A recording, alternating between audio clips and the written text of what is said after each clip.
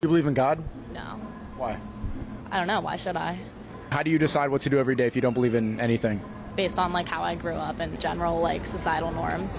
What about like somebody who's a pedophile? What if it feels right to them to touch kids? Should they be able to do that? That was a good example. Definitely not, no. But I feel like if you're a pedophile, you probably have there's probably another issue going on. If they operate based on your system of morality, then they can do whatever they want. Yeah, no, I don't really have an answer to that. Like, good point. A barber was once cutting a man's hair, and the barber said, "I do not believe in the existence of God." The Muslim asked, "Why not?" The barber said, "There is so much misery and chaos in the world. If God existed, this mess would not exist." The Muslim said, "I also do not believe in barbers." The barber asked, confused, "What do you mean?" The Muslim said to the barber, "Do you see those men outside with long hair?" The barber said, "Yes." The Muslim said, "If barbers existed, people with long and messy hair would not exist." The barber said, "We exist, but people do not come to us." The Muslim then said, "Exactly. God also exists, but people do not turn to God for guidance. That is why there are so many problems in the world."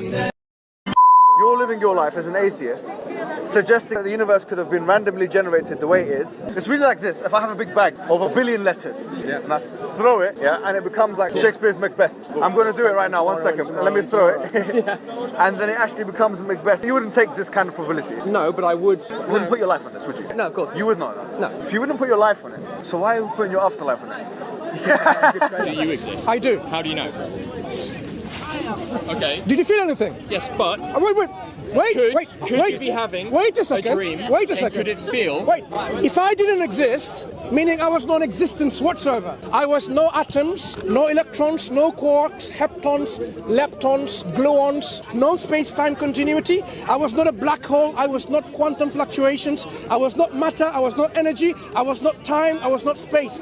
If I was totally non-existence, would you have felt it? And I apologize for pushing you. You are assuming all of these things are real. No. Suppose I don't exist, right? That's what I'm asking. If I didn't exist, would you have felt it? That push. Pushing me does not prove your existence or my existence. So if I didn't exist, why did you move? It's hard, isn't it? When confronted with real fact. Got him. Assalamu alaikum, how are you guys doing? I think this argument that's put forth by Sneako is a good tool to help people understand or even realize that perhaps their moral and ethical framework that they perhaps have, while also adopting ideologies such as secular liberalism, atheism, or even agnosticism, doesn't really work that well. I mean, already they claim that there is no God.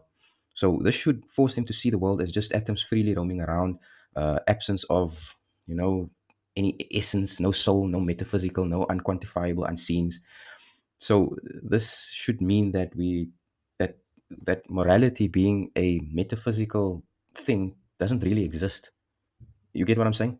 Which means, how can you determine a universal moral code if not provided by God? Who's to set out these moral standards? Is it a societal consensus? Is it organized by a body dedicated to this particular aspect of human existence?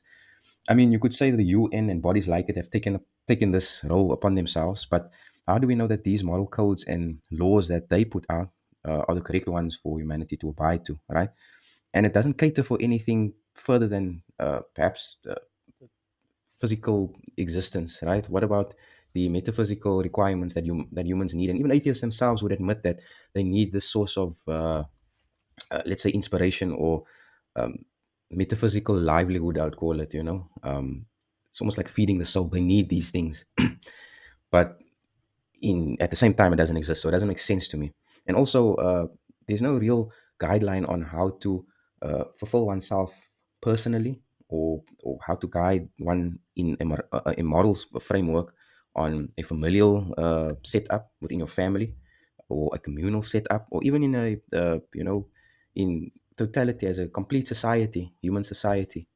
So again, the UN don't tell me that 10 minutes of meditation a day will help me get through the week, but it will tell me that homosexuality is okay, and that we should accept the trannies. So these are the moral frameworks that we are butting heads with, I'd say. You see, so I think we need a higher source. We need this highest source to guide humanity, a source that guides humanity on every aspect of human existence, and also lays out a proper moral compass. And this source must be independent and all-knowing. Um, this being must also be, it should know man better than themselves in order for this to really work. And who or what better to um, provide humanity this than man's creator? So I always use this example. Look at the watch, for instance, right? A watch that you own, perhaps. Who's better to guide me on how to work the watch or ask for help should the watch break or malfunctions than the manufacturer? So I think it's the same thing. It's not that really complicated. Our manufacturer, our maker, our creator knows us better than we know ourselves. So I think we should really rely on that. Otherwise, again, we are just random atoms and compounds and chemicals floating around. And even when you look at it from an evolutionary standpoint of view, we are just animals with carnal desires. We should then do what pleases us, and we are left to this subjective morality. If it pleases the thief to steal and it appears absolutely true and correct, and his life's mission and purpose is to steal, then this shouldn't be immoral in an atheist worldview, right? But again, this doesn't make sense. They still claim to have a moral framework, so which is not really based on anything, as I discussed earlier. So yeah, well done to Sneako for kind of like laying it out much simpler and you know getting the girl there with actually um, indicating that a worldview doesn't really make that much sense. I agree.